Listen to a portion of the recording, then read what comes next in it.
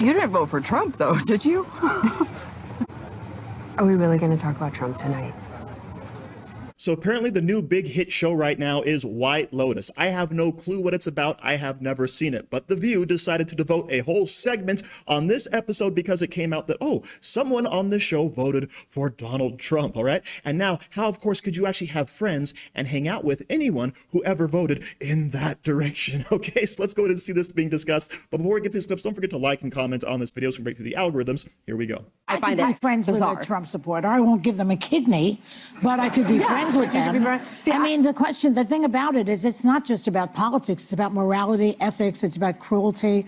It's about discrimination. It's about a lot of things. So those are personal human values. We're not really just talking about fiscal conservative who pays more taxes. We're talking about you as a human being. So it's hard to be friends with someone who signs on to something like that. On the other hand, they're open to discussion. I like to talk to them, find out what exactly do you know about this guy. Yeah, I agree with that because I think, you know, we're in abnormal times. This is not the Republican Party of yesterday. This is sort of the Trump. I think it's the Trumpican Party in many respects. It's so extreme.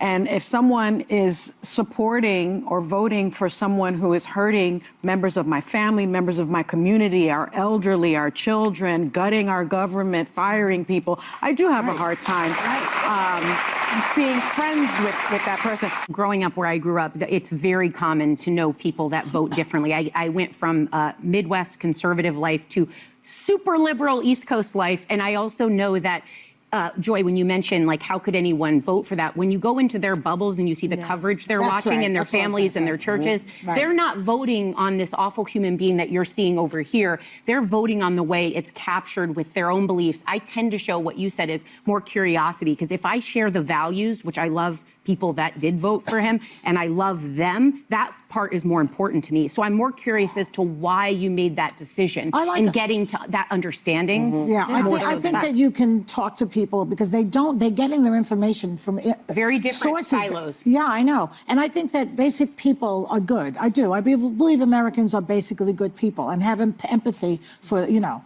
My friends are very equally split. My best friend's a Democrat, but in our immediate group, we have people who voted for Trump. If you know people to their core, you know their values, and you know why they decided, you can respect them and coexist with them supporting somebody that you didn't. As I've been saying, this is not a new feel. When I grew up, the grand wizard of the KKK was in office.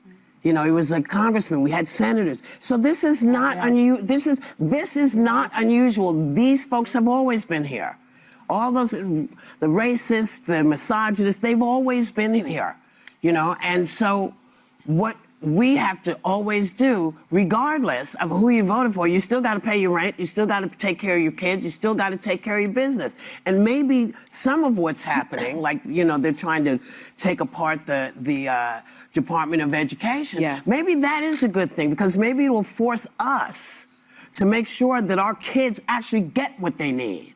Maybe it'll force us to go to our state and say, listen, I want to make sure, since you're taking all this money from my taxes, I want to make sure that my kids get exactly what they need. I don't have to wait for the government to do it. We can do it.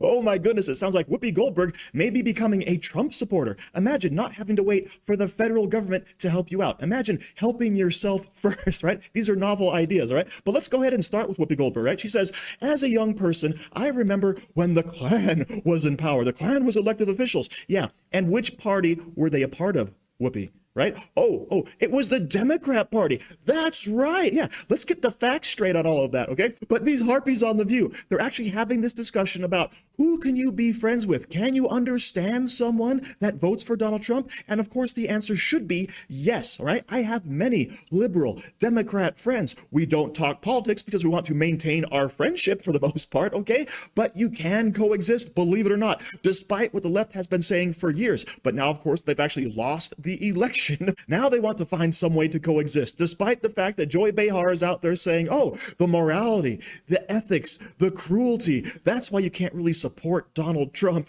Yeah, let's talk about the morality and ethics of people who want to transition kids. Let's talk about the morality and ethics of people who are firebombing Tesla stations. Let's talk about the morality and ethics of people who are hunting down Trump supporters in the streets, attacking them, and in some cases, Chaz Chop, killing them, okay? That's the morality and ethics of the left. They've always viewed violence as a viable method to influence politics, all right? And what do you call that again? Oh, that's right, Tamermonism, okay? The left is always hand in hand with that. But then, of course, you have Sunny Hostin coming out and saying, yeah, when you look around and you see that Donald Trump and his supporters are actually harming members of our community, you mean the illegal gang members, right? You mean the people that are out there harming Americans, the people who are out there leeching off of the system and taking all of our tax dollars? Those people, those members of your community, yeah, guess what? If they're here illegally and they're doing criminal acts, by all means, get them out of here. And if that's your line in the sand, please draw it, because the American people have turned against it already. But of course, the conclusion they draw for why people really supported Donald Trump is they're just not getting the right information. They're stuck in their bubbles, right?